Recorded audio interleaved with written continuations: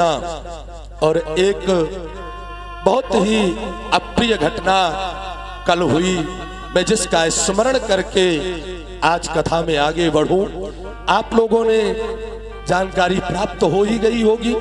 हाथरस सिकंदराव के पास कल एक ऐसी अप्रिय घटना हुई है कि जिसके बारे में संत समाज का भी सर झुकता है। उसका कारण सिर्फ आडंबरी, पाखंडी और ढोंगी लोगों की वजह से ये सब आज हम सबको भी देखना पड़ रहा है। कल एक बाबा है जो अपने आप को नारायण विश्वहरि का अवतार बताते हैं, जो पुलिस विभाग में कार्यरत थे, नौकरी छोड़ी नहीं है, 7-7, 8-8 मुकदमे उनके ऊपर हैं और वहां से निकले, महाराज भोली भाली जनता को गुमराह किया। स्वयं ब्राह्मण नहीं है, जाटव है, सूरजमल नाम है, और ऐसी भोली भाली जनता को गुमराह करके, अच्छा बताओ आज तक कोई ऐसा अपने आप को संत कहते हैं, वो व्यास मंच पर बैठते हैं धर्म के, पति पत्नी दोनों बराबर सिंहासन लगा के, सूट बूट टाई और जूते पहनकर महाराज प्रवचन देते हैं। अब बताओ ऐसे लोगों की भीड़ चाल में जाओगे तो क्या नहीं होगा? यही होगा जो कल हुआ है। 116 लोगों की जान चली गई कल उस भगदड़ में, थोड़े बहुत नहीं। और यह आंकड़ा मुझे लगता है सही नहीं है, क्योंकि मीडिया कभी सही बोलती ही नहीं है। आंकड़ा जब 80,000 लोग पंडाल में थे, 116 मरे हैं, तो ये आंकड़ा और भी बढ़ेगा, ये कम नहीं होगा। ये तो मीडिया बता रही है सिर्फ कि 116 मरे हैं। हे बंधुओं, मैं पहले तो उन मृत आत्माओं के लिए इस व्यासपीठ से प्रार्थना करता हूं, प्रभु उन्हें अपने चरणों में स्थान दे। हमारा आयोजक परिवार भी उनके महाराज भगवान के चरणों में स्थान प्राप्त हो, ऐसी कामना करता है। क्या कसूर था उनका? और देखो वो जो बाबा नारायण हरि विश्व अपने आप को अवतारी पुरुष बताता था, ढोंगी मूर्ख निर्लज्ज, मैं जितने शब्द कहूं कम है, जो सूट बूट टाई और जूते चप्पल पहनकर व्यासपीठ की यह मर्यादा होती, और वो भगवान की चर्चा नहीं करते थे, भगवान की कथा नहीं, मानवता का पाठ पढ़ाते थे। चलो मैं मानवता मानता हूं, तो रजनीश भैया एक बात मैं आपसे कहूं, पढ़े लिखे बैठे, मानवता है। चलो अगर मेरे सहारे 100, 200, 1000, 10,000, 20,000 लोग आए हैं, कोई घटना घट जाए, तो क्या यही मानवता है मैं सबसे पहले भाग जाऊं, मोबाइल ऑफ कर लूं? ये मानवता है? अरे मुझे तो उनके बीच रहना चाहिए, मुझे तो उनका सुख दुख देखना चाहिए। ये मानवता नहीं, ये ढोंग है, ये सिर्फ नौटंकी है। और आज ऐसे मूर्खों की वजह से हमारे सनातन धर्म पर आघात हो रहा है, ऐसे ढोंगियों की वजह से हमारा सनातन धर्म बदनाम हो रहा है। इसलिए मैं निवेदन करूं आप सबसे भी और YouTube पर श्रवण कर रहे प्रियजनों से, कल्याण जहां पर भीड़ इकट्ठी है उन बाबाओं से नहीं होगा, नहीं होगा, नहीं होगा। कल्याण तो भगवान की कथा से, भगवान की सेवा से और भगवान के बताए हुए मार्ग पर चलने से होगा। कल्याण इन बाबाओं की धूल मिट्टी खा लेने से नहीं होगा। अगर ये इतने चमत्कारी है, तो महाराज ये चमत्कार इस भोली भाली जनता पे क्यों करते हैं? ये स्वयं क्यों नहीं लक्ष्मी को अपने आंगन में बरसा लेते हैं? ये स्वयं क्यों नहीं गरीबों को गरीब ही रहने देते, गरीबों का भला कर दे? इसको चमत्कार कहेंगे?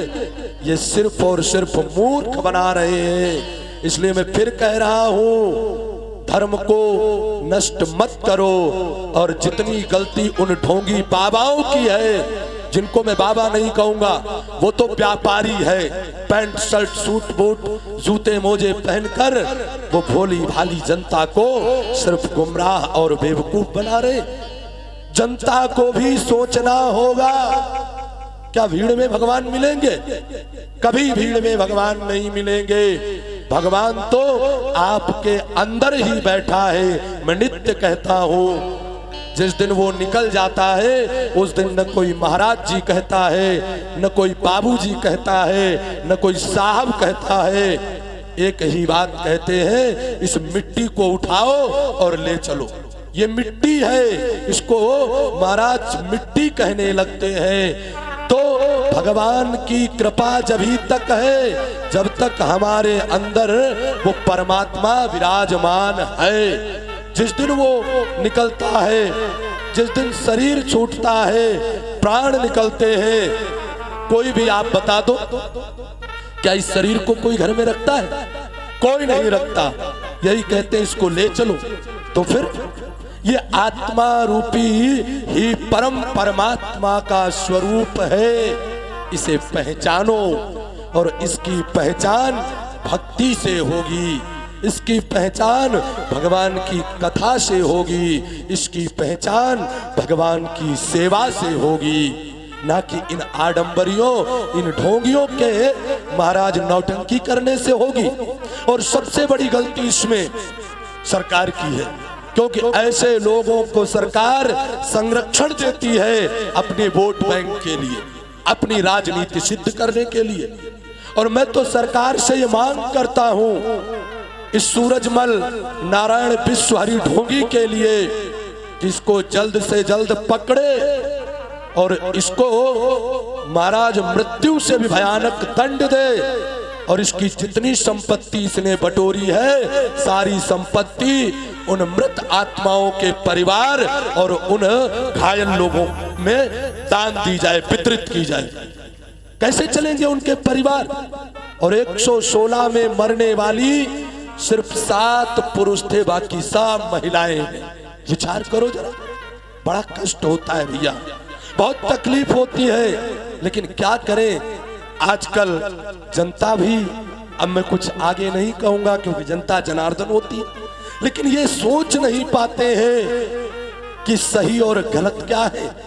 यही सोचते जहां भीड़ है वहीं भगवान है। अरे वहां कभी भगवान नहीं, जहां भीड़ है धर्म के नाम पर वहां सिर्फ व्यापार है और कुछ भी नहीं है, सिर्फ व्यापार है। इसलिए इस व्यापार से बचो, अपने बच्चों को भगवान राम की, कृष्ण की कथाओं से जोड़ो, पढ़ाओ, संस्कार दो, संस्कृति दो। ऐसे मूर्ख बाबाओं, ऐसे धूर्त बाबाओं, ऐसे कपटी छलिया बाबाओं के चक्कर में पड़ोगे तो निश्चित तुम्हें मरता हुआ छोड़कर स्वयं महाराज कहीं गुप्त रूप से छुप जाएंगे, अंडरग्राउंड हो जाएंगे। इसलिए मैं पुनः उन सभी मृत आत्माओं के लिए इस व्यासपीठ से बिहारी जी के चरणों से प्रार्थना करता हूँ, हे प्रभु उनके परिवार को दुख सहने की शक्ति दो। मेरी इस व्यासपीठ से घायल और मृत सभी के लिए स्वस्थ होने के जो है सुंदर कामना, और जो इस शरीर को छोड़कर चले गए उनके लिए भगवान अपने चरणों में स्थान दे।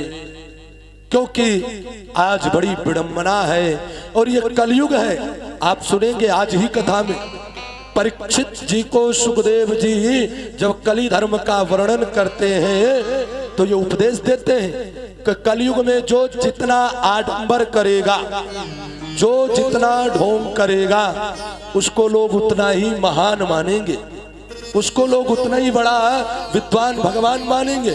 ढोंग को, आडंबर को। और जो सच में भगवान के प्रिय हैं, जो सच में भगवान की चर्चा करते हैं, उनसे लोगों की दूरी हो जाएगी। कलयुग में गाय की पूजा नहीं, लोग भैंस की पूजा करेंगे। आज अगर मैं गलत कह रहा हूं तो मुझे टोक देना।